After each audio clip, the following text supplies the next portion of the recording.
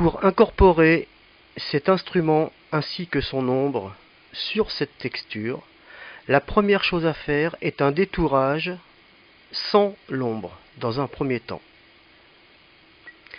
Par commodité, ce détourage a déjà été fait et mémorisé sur une couche alpha numéro 5.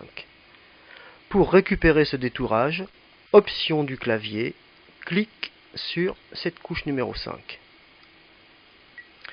Grâce à l'outil de déplacement, nous allons maintenant emmener cette image sur la texture par glisser, déposer,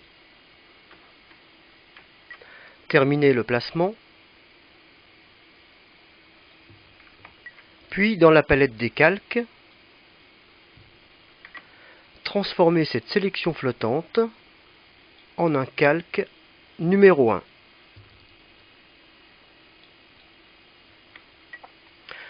Activer le fond nous servira plus tard, car c'est sur ce fond que nous allons récupérer l'ombre issue de la première image.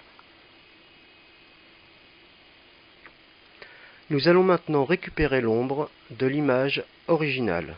Pour ceci, afficher les couches,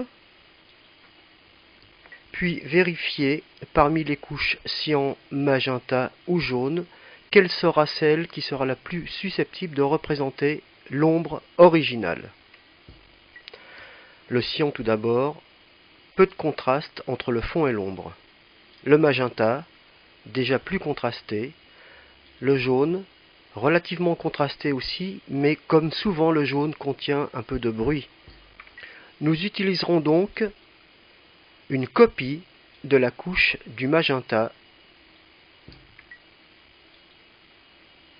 pour récupérer l'ombre. Pour travailler cette ombre, nous utiliserons les réglages niveau. Avec le curseur des blancs, le fond va être amené à 0%, à vérifier donc dans la palette des infos. Puis avec le curseur des noirs, nous allons densifier l'ombre elle-même.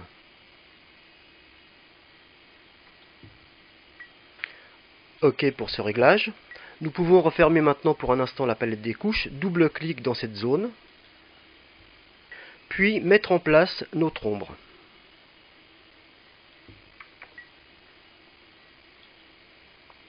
Outil lasso, puis grâce à cet outil, faire un détourage grossier de la partie contenant l'ombre.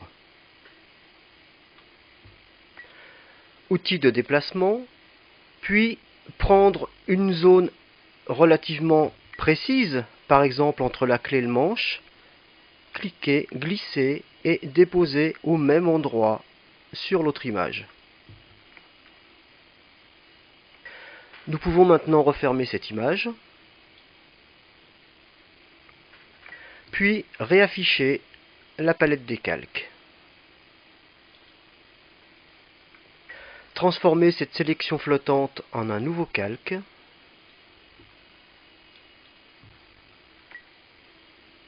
Et maintenant, zoomer afin de pouvoir précisément terminer le placement de l'ombre.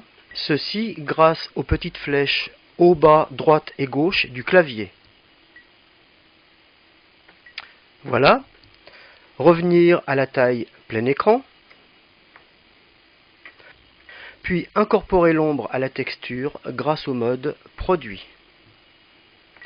Si nécessaire, densifier un peu l'ombre grâce par exemple au réglage de courbe.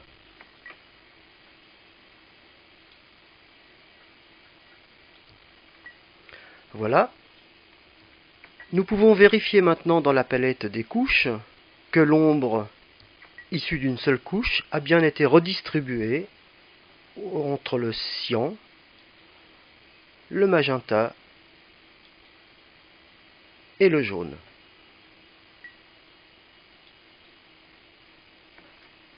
Il ne nous reste plus maintenant qu'à aplatir ces trois calques afin de les fusionner.